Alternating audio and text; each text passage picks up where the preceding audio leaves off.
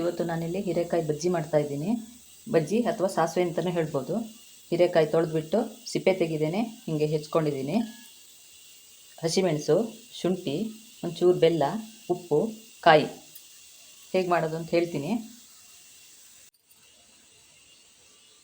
ಹೀರೆಕಾಯಿ ಹೋಳಿಗೆ ಒಂದು ಲೋಟ ನೀರು ಹಾಕಿಬಿಟ್ಟು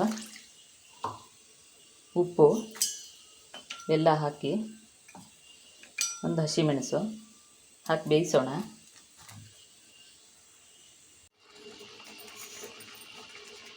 ಐದು ನಿಮಿಷ ಆಯಿತು, ಬೆಂದಿದೆ.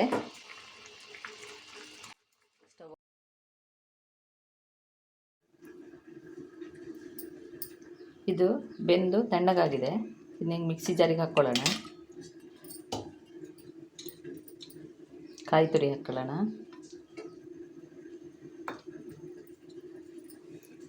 ಶುಂಠಿ ಇದಿಷ್ಟು ಹಾಕಿ ರುಬ್ಬಬೇಕು. ತೊಗೊಂಬಂದಿದ್ದೀನಿ. ಅದಕ್ಕೀಗ ಮೊಸರು ಹಾಕಿ ಇನ್ನೊಂದು ರೌಂಡ್ ರುಬ್ತೀನಿ.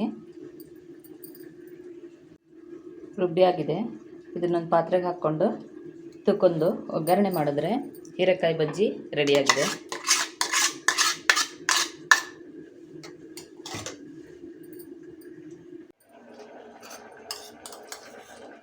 ಎಲ್ಲ ಸಾಸಿವೆಗಳಿಗೆ ಒಗ್ಗರಣೆ ಮಾಡೋ ಹಾಗೆ ಎಣ್ಣೆ ಹಾಕ್ಕೊಂಡು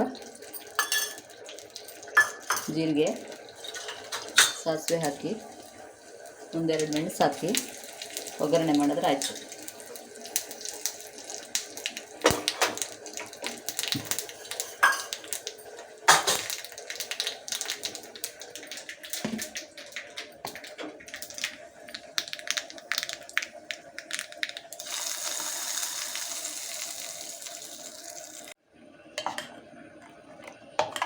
ಹೀರೆಕಾಯಿ ಸಾಸಿವೆ ಅಥವಾ ಬಜ್ಜಿ ರೆಡಿಯಾಗಿದೆ.